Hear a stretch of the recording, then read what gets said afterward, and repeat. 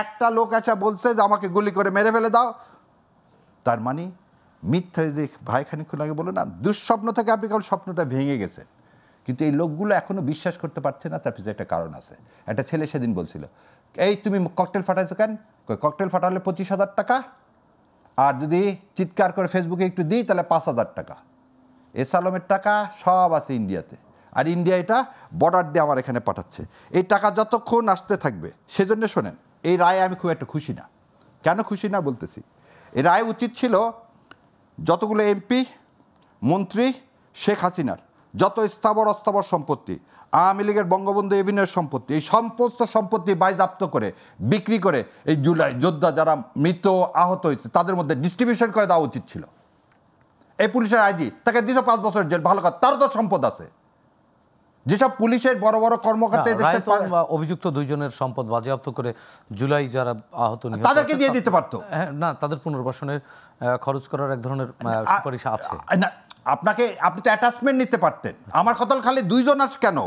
এটা তো পুরো একটা, সবার তো বিচার শেষ হয়নি। না না, সবার বিচারের কথা আমি বলতেছি না, আমি বলতেছি যারা আপনি বলতে চাচ্ছেন যে সবার এট এ টাইম আওয়ামী লীগের, আবার আপনি বলতেছেন আওয়ামী লীগের সম্পদ, মানে আওয়ামী লীগ দেশ থেকে আওয়ামী লীগ গেছে, মানে রাজনৈতিক দল হিসেবে আওয়ামী লীগের বিচার হওয়া উচিত। এখানে আরেকটা জিনিস বলি, কিছু অপসাংবাদিকতা আছে যারা সবসময় চেষ্টা করতেছে বলতে যে হাসিনা চলে গেছে।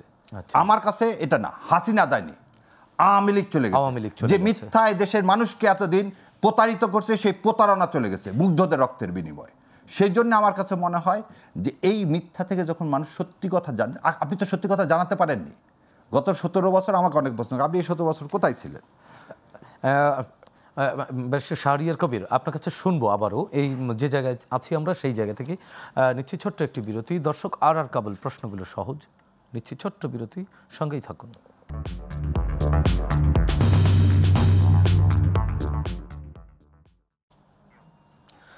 দর্শক, বিরতির পর আরও একবার স্বাগত জানাচ্ছি আর কাবুল, প্রশ্নগুলো সহজ। ছিলাম ব্যারিস্টার শাহরিয়ার কবির আপনার কাছে, যে আলোচনায় ছিলাম আমরা। দেখেন, মানে আওয়ামী লীগ পালিয়ে গেছে, হাসিনা পালায়নি। হ্যাঁ, আওয়ামী লীগ পালাই গেছে, হাসিনা ইজ আওয়ামী লীগ। আপনি খালি বলতে চাচ্ছেন কি একটা বলবো, একটা নতুন একটা মেরুকরণের সৃষ্টি করতেছেন। কি সৃষ্টি করতে চাচ্ছেন?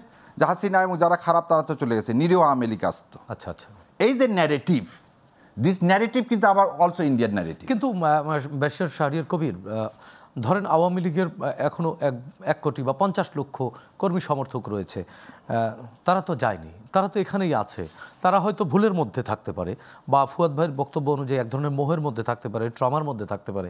আসলে তাদের গতিগন্তব্য কী হবে? এই দেখেন, এই প্রশ্নের উত্তর শহীদ প্রেসিডেন্ট জিয়াউর রহমান দিয়ে গেছে। আচ্ছা প্লিজ। কেমন দেখেন, বললেন না ভাই মুসলিম লীগ শেষ হয়ে গেছে, মুসলিম লীগ কিন্তু শেষ হয়নি। মুসলিম লীগ, রাজিয়া ফয়েজ থেকে শুরু করে মুসলিমের সমস্ত বড় নেতা আর ভাসানী ন্যাপ, এই 2টা মিলেই তো বিএনপির সৃষ্টি। আচ্ছা আচ্ছা, বিএনপি তো আলাদা কোনো কিছু তৈরি হয়নি। 19 দফা দেখে যে মানুষ খুব আকৃষ্ট হয়ে জিয়াউর রহমানের কাছে আসছেন তা না। শাহজিজুর রহমান, তারপরে হচ্ছে জাদু মিয়া, এরা সবাই কি দল মিলে বিএনপি গঠন হলো মুসলিম লীগ আর ভাসানী ন্যাপ দিয়ে। ভাসানী ন্যাপের সিম্বল ছিল ধানের শীষ, সেই ধানের শীষ নিল বিএনপি অ্যাডপ্ট করে। সো এই যে রিকনসিলিয়েশন, এটা তো জিয়াউর রহমান দেখে গেছে। বিএনপি 31 দফা, এবং আজকে দেখেন অনুতাপ থাকতে হবে। প্রথম কথা হলো, আপনি যে সংখ্যার কথা বলছেন সেই লোকগুলোকে এই ভুলটা ভাঙতে সময় নিচ্ছে। কারণ আমাদেরকে তাদেরকে এই যে সত্য কথাগুলো বলতে হবে।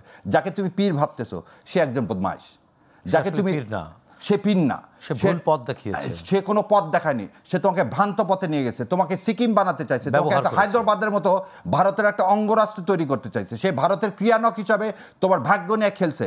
তোমাকে দুর্ভিক্ষের মধ্যে যখন তুমি মারা গেছো তখন তার ছেলেকে সোনার মাথায় মুকুট দিয়ে বিয়ে দিয়েছে। এই লোককে তুমি নেতা ভাবো, যে নেত্রীকে তুমি নেত্রী ভাবো, সে তোমাকে ফেলে দিয়ে সে সুন্দর মতো দিল্লিতে যে এখন আরাম এসে পোলাও কর্মা খাচ্ছে, সে তোমার নেত্রী না, সে তোমার নবী না। তাদের প্রতি আহ্বান, আমার তাদেরকে রিপেন্টেন্স করে তাদেরকে এই ভুলটা তাদেরকে বুঝতে হবে। দায়িত্ব তো এই আপনাদের মতো যারা রাজনৈতিক দল আছেন এই মুহূর্তে ক্রিয়াশীল, তাদের সবাইকে মিলেই তো দায়িত্ব। সেই দায়িত্বটাই তো নেওয়া হচ্ছে। কথা হচ্ছে, দেখেন মামলা হয়ে, আমার কথা হলো কাউকে এক্সিকিউটিভ অর্ডারে আপনি বাতিল করেন না। কথা হচ্ছে যে আইন আছে, আইনের গতিতে চলান। যে লোকগুলোর বিরুদ্ধে মামলা নাই আপনি তাকে কি বলবেন? কিন্তু কথা হচ্ছে যে এই যে আমাদের কমেন্ট লেখে, এই কমেন্টের ছেলেপেলেগুলো বিরুদ্ধে হয়তো মামলা নাই, কিন্তু তারা ওই ঘোরের মধ্যে থেকে এখন ওই যে 5,000 টাকা 10,000 টাকার জন্য এখন ওই মোহর মধ্যে আছে। তোমাকে রিপেন্টেন্স করতে হবে বাবা, আর আল্লাহ বলছে তুমি মাপ চাও। আল্লাহর নাম হচ্ছে গাফুর। কিন্তু মাপ চাইতে হলে তো দায় স্বীকারও করতে হবে। কোন দায়? উনি তো, যদি আপনার কথা ঠিক হয়ে থাকে যে দায়টা কি, যে আমি একটা ভুল, আমি আপনাকে একটা দুঃস্বপ্ন দেখা, যাকে নবী বলা হয়েছে সে আসলে নবী না, সে ফেরাউন, সে নমরুদ। ব্যারিস্টার শাহরিয়ার কবির, সময় থাকলে আবারও ফিরবো। ব্যারিস্টার ফুয়াদ ভাই, আপনার কাছ থেকে একটু শুনতে চাই, আসলে ভুল স্বীকার করতে হবে, তারপরে ক্ষমা চাইতে হবে, ক্ষমা চাইলে হয়তো ক্ষমা পাওয়া যাবে।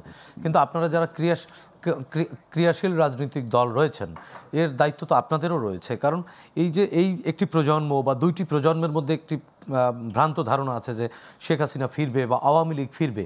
এই ধারণা দূর করার জন্য বর্তমান রাষ্ট্রে যারা দায়িত্ব রয়েছেন, রাষ্ট্র পরিচালনায়, এবং যে রাজনৈতিক দলগুলো রয়েছেন, আপনাদেরও তো দায়িত্ব রয়েছে।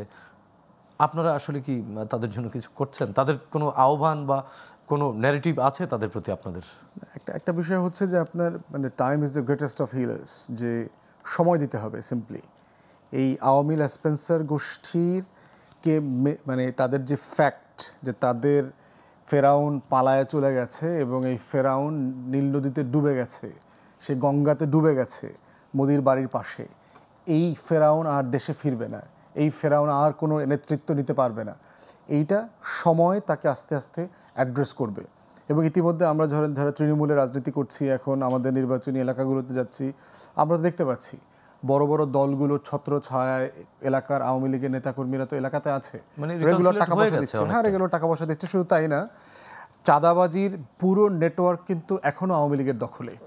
কারণ গত 16 বছর যারা কোন দোকান কত টাকা চাঁদা দিয়েছে, কোন ইটের ভাটা, কোন জলমহল বালুমহলে কোন ঠিকাদারের কাছ থেকে কত টাকা চাঁদা উঠছে, এইটা গত 16 বছর যারা চাঁদাবাজি করে নাই তারা তো জানে না।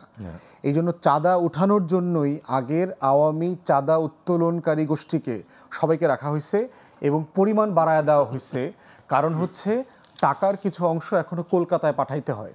যারা চাঁদা উঠান তাদের অনেকে আমাকে এইটা পুরো অঙ্কটা বুঝায় বলছে যে চাঁদার পরিমাণ আগের থেকে বেশি কেন। ধরেন একটা টেম্পো স্ট্যান্ডে আওয়ামী লীগের সময় 700 টাকা চাঁদা দিত সিএনজিওয়ালারা, অথবা ওই যে যারা ওই টেম্পো টাইপের যানবাহন চালায়, বলে যে আমরা এখন 1900 টাকা দিই, 1800 টাকা দিই। তো যিনি উঠায় তাকে জিজ্ঞেস করলাম যে টাকা বেশি নিচ্ছ কেন? বলে যে আগের যারা চাঁদা উত্তোলনকারী আছে ওদের ফিজ আছে, আমার একটা অংশ নিতে হয়, এর বাইরে যোগ হয়েছে হচ্ছে ওদের নেতারা আবার কলকাতায় এখন পলাতক, মালয়েশিয়াতে পলাতক। ভাই একেবারেই শেষ দিকে আমরা এই জায়গা থেকে আমাদের বের হওয়ার জন্য আসলে কি করতে হবে? একেবারে 10 সেকেন্ড লড়াই। দেশের মানুষকে নাগরিক হইতে হবে। এই দেশ যে আপনার, এই দেশের সম্পত্তি যে আপনার, এই মালিকানাটা নিতে হবে। দরদ দিয়ে দেশটার জন্য কাজ করতে হবে। সোফায় বসে যদি মনে করেন যে অন্য কেউ এসে দিল্লির বিরুদ্ধে কথা বলবে, দেশটাকে সুজলা সুফলা শস্য শ্যামলা বানায় দিবে, এটা হবে না।